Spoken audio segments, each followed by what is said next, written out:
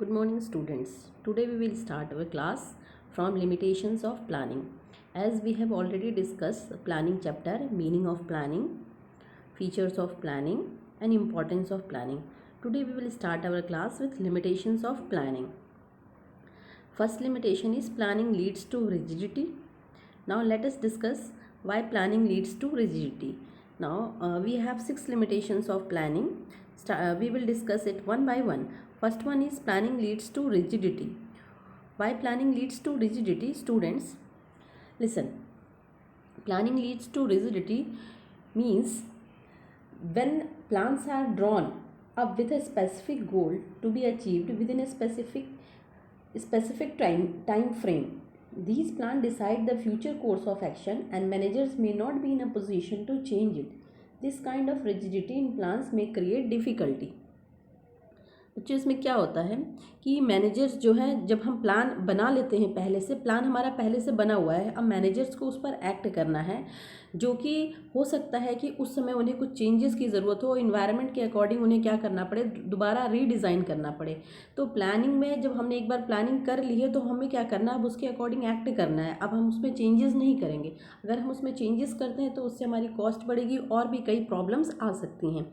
ठीक है बच्चों, तो पहला क्या है, प्लानिंग की वजह से हमें क्या है, रिजिडिटी होती है, हम दोबारा उसमें फ्लेक्सिबिलिटी करने की कोशिश करते हैं लेकिन उस तरीके से नहीं हो पाती क्योंकि उसे हमें दोबारा रीडिज़ाइन करना पड़ेगा। क्लियर है ना। नेक्स्ट सेकेंड लिमिटेशन क्या है, planning may not work in a dynamic environment. Dynamic environment में प्लानिंग जो है काम नहीं करती है। First of all dynamic environment का मतलब क्या होता है बच्चों, हम लोग इसको पहले भी समझ चुके हैं। Dynamic means condition which are of rapid changes. The plans become outdated and irrelevant even before they are implemented.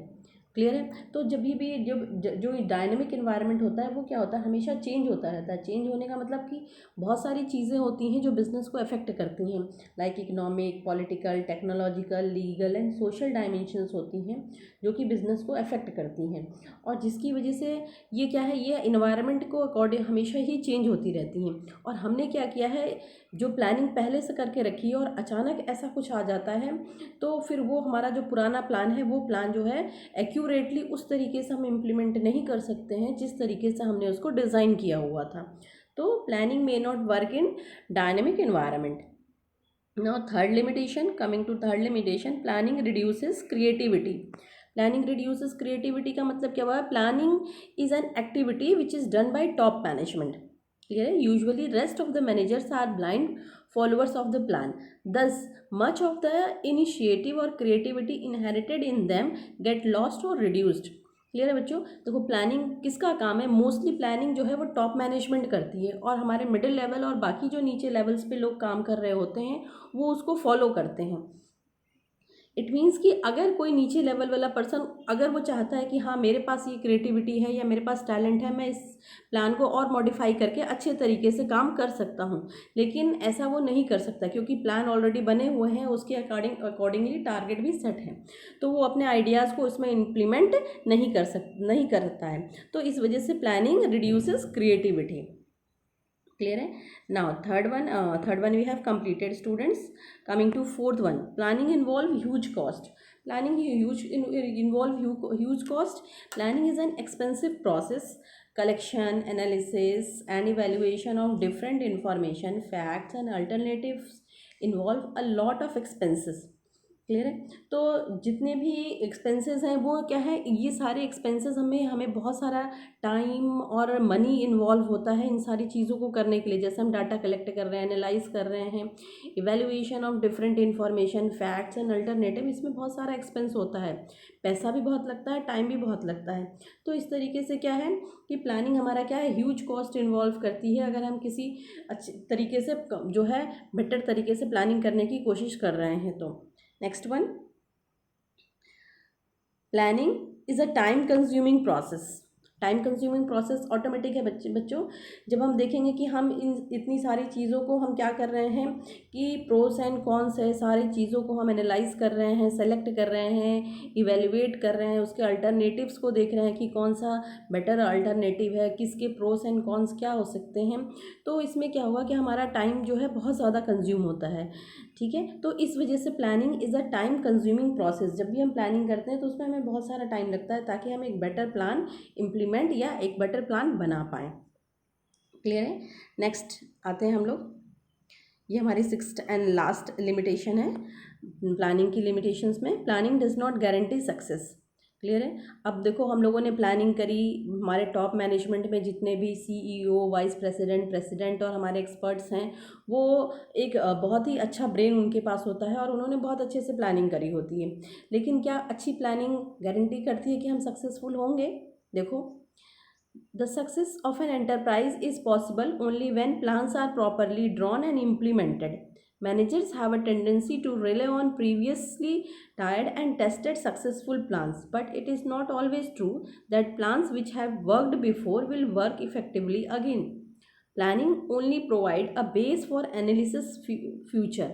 It is not a solution for future course of action. देखो बच्चों, अब क्या है, हम प्लान तो बहुत अच्छा बनाते हैं, क्लियर है, और ये हम हमारी एक सोच होती है कि ये जो है तरीका पिछले कई सालों से काम कर रहा है, तो ये यही सही है और यही काम करेगा। लेकिन हम जानते हैं कि जैसे सिचुएशन चेंज होगी तो वो तरीका हो सकता है उतना सक्सेसफुल ना हो। क्लियर है। तो जो भी प्लान हमारे टॉप लेवल के जो हमारे एग्जीक्यूटिव्स हैं उन्होंने बनाया हुआ है, और इन कंडीशन में जैसे कि सिचुएशंस अगर चेंज हो गई और उस केसेस में ज़रूरी नहीं है कि जो उन्होंने सोच के बनाया वैसा नहीं हुआ, तो प्लानिंग उनका क्या है, सक्सेसफुल नहीं होगा, और इसकी वजह से उनकी planning does not guarantee success. Students, ये लिमिटेशंस थी। हम लोग एक और टॉपिक इस वीडियो में कवर करेंगे, वो टॉपिक है प्लानिंग प्रोसेस। प्लानिंग प्रोसेस, जब हम प्लानिंग प्रोसेस का मतलब क्या हो, जब हम प्लानिंग करते हैं तो उसके में क्या क्या प्रोसेस इन्वॉल्व होते हैं, ठीक है। Planning means what to do, how to do, who will do it, when to do. Clear है, ये तो प्लानिंग की मीनिंग थी। लेकिन जब हम प्लान करते हैं तो उसमें प्रोसेस क्या क्या होता है, तो हम लोग आते हैं, ये 7 प्रोसेस हैं, इनको हम एक एक करके अच्छे से समझेंगे। और एक बार हम इनको देख लेते हैं। Setting objective, developing premises, listing the various alternatives for achieving the objective, evaluating alternative course of action, selecting an alternative, implementing the plan and follow up. अब देखो, इनको हम फर्स्ट एक एक करके हम इनको डिस्कस करेंगे कि प्रोसेस, प्लानिंग प्रोसेस कैसा होता है। ये छोटा सा फ्लो चार्ट मैंने बनाया है बच्चों, आप इसको ध्यान से देखिएगा। नाउ अभी हम लोग डिस्कशन पे आगे बढ़ते हैं। First one is setting objective. अब जब हम प्लानिंग कर रहे होते हैं तो सबसे पहले हम क्या काम करेंगे, अगर हमें प्लानिंग करना होगा तो सबसे पहले हम टारगेट डिसाइड करेंगे कि what is my and result, why I am planning so much, why I am thinking so much. Clear है। तो सबसे पहले हम क्या डिसाइड करेंगे कि हमारा टारगेट क्या होगा। The first and the foremost step is setting objective. Objective are the end result which a manager wish to achieve. They must be specific and clear. Every organization must have certain objectives. The objective may be set for entire organization or for each department or unit within the organization. Clear है बच्चों। तो जो objective है वो पूरे organisation का भी decide करेंगे, जो पर्टिकुलर डिपार्टमेंट्स हैं उनका भी डिसाइड होगा, हर पर्सन का भी डिसाइड होगा। तो सबसे पहला काम अगर हम प्लानिंग करते हैं तो सबसे पहले काम हमारा टारगेट क्या है उसको सेट करना पड़ेगा, और उस टारगेट को बहुत अच्छे तरीके से सेट करना होगा। एक छोटा सा एग्जाम्पल इसमें है, an objective of increasing sales by 20% in next quarter. Next 3 महीने में हमें 20% सेल्स इंक्रीज करनी है। एक छोटा सा ऑब्जेक्टिव हम लोगों ने डिसाइड कर लिया। तो पहला काम क्या हो गया प्लानिंग करने के लिए, setting objective. Now second one is developing premises. Developing premises means, premises का पहले हम प्रेमाइसेस का मीनिंग समझ लेते हैं क्या होता है।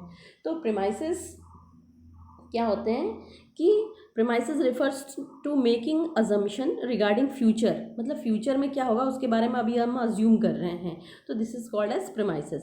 Premises are the base on which plans are made. Forecast is the technique of gathering information. Common forecasts are made to find out the demand of a product, change in government policy, tax rate, competition, etc. Assumption about the future environment of a business are known as planning premises. Clear है। तो बच्चों क्या है कि हम premises means कि हम क्या कर रहे हैं, अज्यूम कर रहे हैं कि फ्यूचर में क्या होगा, हम फोकास्ट कर रहे हैं कि फ्यूचर में क्या होगा। तो इसको हम क्या करते हैं, डेवलपिंग प्रीमाइसेस, यानी फ्यूचर में क्या होने वाला है उसको हम अपने एक एक्सपर्ट तरीके से सोच रहे हैं। और हमने सोच लिया कि for example forecast are made to find out the demand of a product. अगर हमें किसी प्रोडक्ट की डिमांड का हमें जो है फोकास्टिंग करनी है या सोचना है कि आगे क्या होगा, फोकास्ट मीन्स कि हम फ्यूचर के बारे में क्या कर रहे हैं, अभी प्रिडिक्ट कर रहे हैं, सोच रहे हैं कि आगे क्या होगा। तो हम क्या कहते हैं उसको हिंदी में अनुमान लगा रहे हैं, ठीक है, कि आगे क्या होगा।